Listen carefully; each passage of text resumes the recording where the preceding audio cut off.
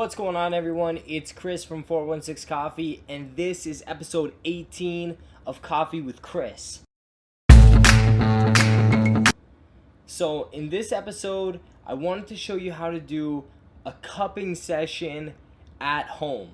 So a lot of people have been asking us to do like workshops and teach people how to cup coffee. So I thought this would be a great start to get people kind of interested in seeing how the process is generally done. So first, a few things to explain. So why do we cup coffee? And the reason we cup coffee depends on what part of kind of the value chain you're on. So for example, you might cup coffee from a coffee farm to see the quality of different lots that you might want to purchase. As roasters, we cup coffee to see how different roast profiles affect the taste of a coffee and kind of what roast profiles bring out the best. And as a cafe owner, if you were buying beans, you might cup coffee just to, double check your quality and make sure everything's good.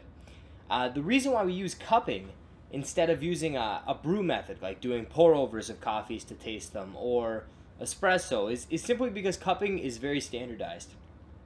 And we can set up like 10 different coffees in not a long time. So cupping's good because it's a standardized testing method, and we can just knock out a whole bunch of cups in a short amount of time. We can set them all up. It can all be exactly the same. There's no room for kind of bad practices or poor technique. It's very simple, and I'll show you how to set it up right now. So to do a cupping session at home, all you're going to need is a few things. You're going to need, obviously, a kettle with boiling hot water. You're going to need some sort of bowls. Now, these are like industry standard cupping bowls. You don't need these. You could use any bowl. All we're going to make sure that we're doing in any bowl that we use is that we use the same volume of water to coffee, the same recipe. We'll talk about that in just a second. But preferably if the bowls are the same size, it'll make your life a bit easier. But you just need bowls. They don't have to be cupping bowls. You will want to use some sort of sheet or guideline. I'll link up a PDF for this sheet below. And this is great. Just something to guide kind of what you're thinking about as you're tasting the coffee. You'll need 2 spoons and a cup of water to rinse them. Once again, these are industry-specific cupping spoons from Japan. You don't need these. However, they are nice. They're very nice. They're heavy. They're nice spoons. Very nice spoons. You don't need these, but if you got really nice, expensive cupping spoons, then you should use them. And then you're gonna need a scale, obviously, and 2 different types of coffee, ground, medium fine. So something finer than you would for drip, not quite espresso or anything like that. So. And that's where we recommend. And you need at least 2 coffees. The reason being is, especially if you're new to cupping, you want to be able to compare and contrast the 2 coffees. You don't want to just be tasting one and kind of going in blind. So, to get us started, the first thing we're going to do is we're going to zero out our scale here.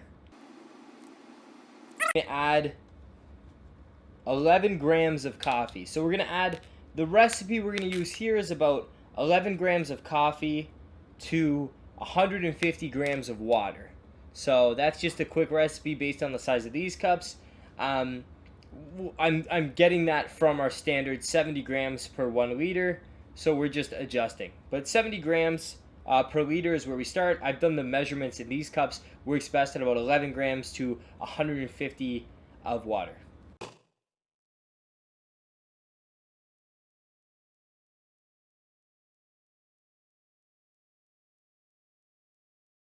Now that we have 11 grams in both cups, we're just going to zero this out. We're going to make sure our kettle is at a boil.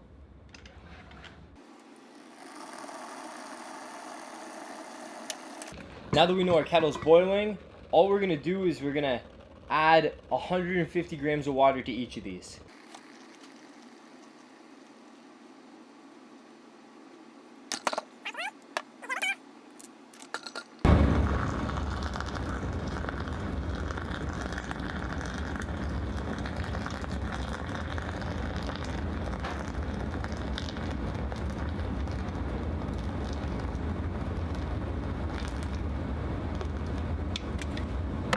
have our water added to both these, we're going to go ahead and we're going to set a timer for 4 minutes, and we're just going to let these guys brew. You don't have to disturb anything, just let them brew right now. Okay, so now that our cups have been sitting for 4 minutes, we want to stop the brewing. So we're going to do that by just taking one of our spoons here, and we're going to just give it about 3 stirs to send any of the coffee that's sitting on the top still brewing to the bottom of the cup. So we're just going to go 1, 2, and 3. We're going to rinse, and we're going to do it again. So just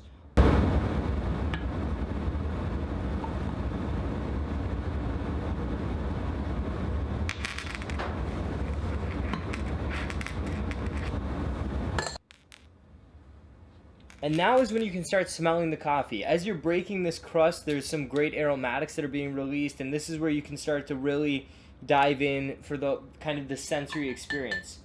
So all we're going to do now is we're going to take both spoons, and we're just going to try to scrape the layer of kind of foam and coffee off the top of each cup so that we can begin cupping.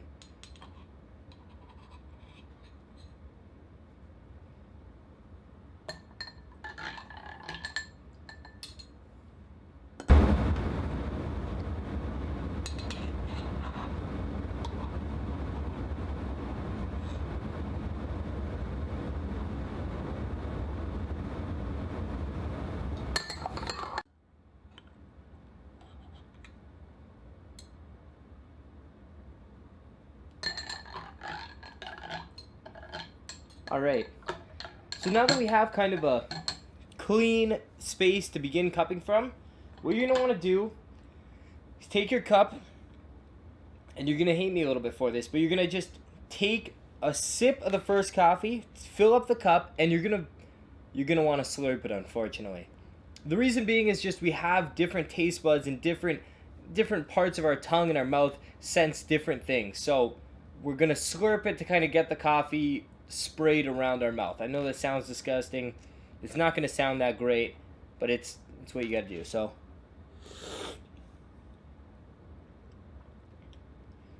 okay, and then rinse and start tasting the next.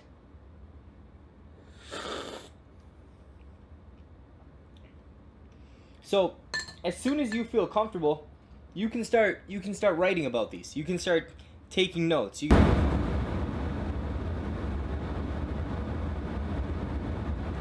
say, this one right here is maybe more earthy off the top, and the body seems a bit heavier, and this coffee seems a little bit lighter and more floral and citrusy, and that's kind of what I'm getting off it at first. This sheet ranks a few different things. It starts with aroma. So you can smell both coffees, and it has the quantity and the quality. So meaning, is the aroma high? Are you getting a lot? And is it positive or negative? Meaning there is coffees that will have characteristics that are very high in the quantity. For example, you might be experiencing acidity at a very high level, but it might not necessarily be positive. It might be negative. You don't like it. For your first cupping session, if this is your first time doing this, I would just pay attention to what you like and maybe don't like, and keep going back and forth with the cups. Do not just do one and stop. Keep going back and forth, and as the coffee even lessens in temperature, you're gonna change your mind. You're gonna get more and more out of the coffee as it approaches room temperature.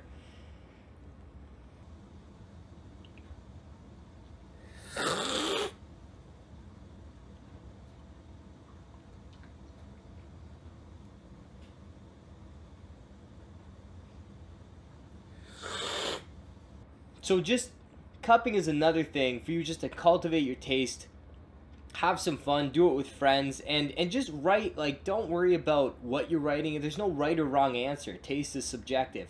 So just have fun, take notes, and really decide on what you like. So I hope this video was helpful. I hope you go home and you have some fun. And if you do want us to run some cupping seminars or brew workshops, let us know in the comments below. And once again, thank you so much for watching.